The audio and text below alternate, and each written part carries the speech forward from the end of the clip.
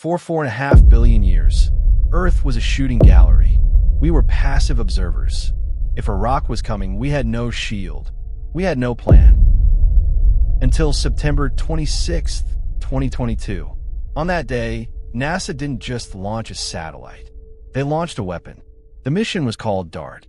The goal sounds simple: crash a spacecraft into an asteroid. But the physics were a nightmare. Engineers called it trying to hit a bullet with another bullet. The target was 7 million miles away. At that distance, you can't use a joystick. The radio signal takes 38 seconds to travel one way. If something went wrong, Mission Control would know about it. 38 seconds too late.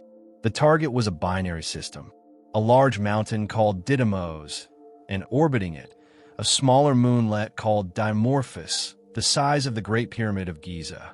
We weren't trying to destroy it. We were trying to push it. For the final 4 hours, the spacecraft was on its own.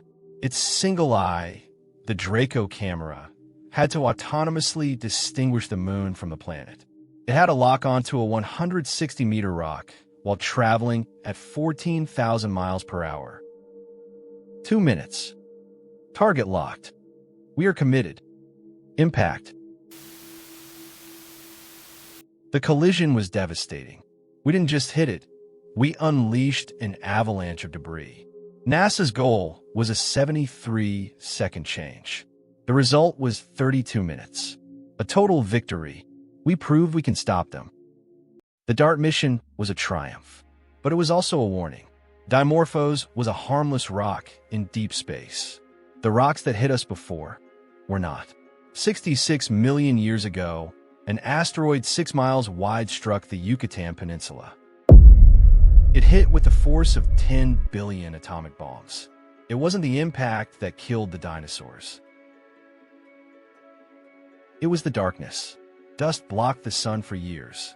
The food chain collapsed. 75% of all life on Earth vanished. You might think this is ancient history. It isn't. In 1908, in a remote part of Siberia called Tunguska, the sky split open. There was no crater. The rock exploded in the air.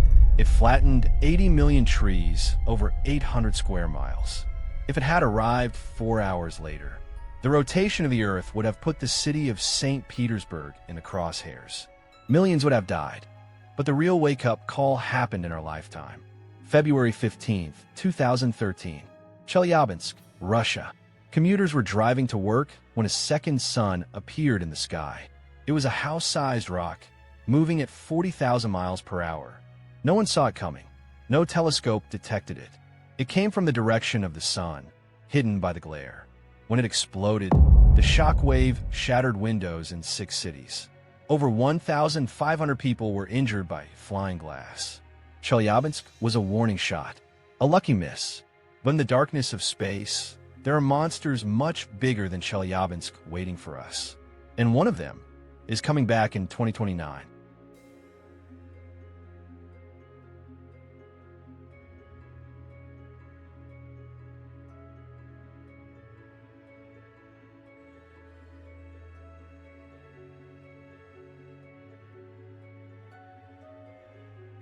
We track over 30,000 near-Earth asteroids.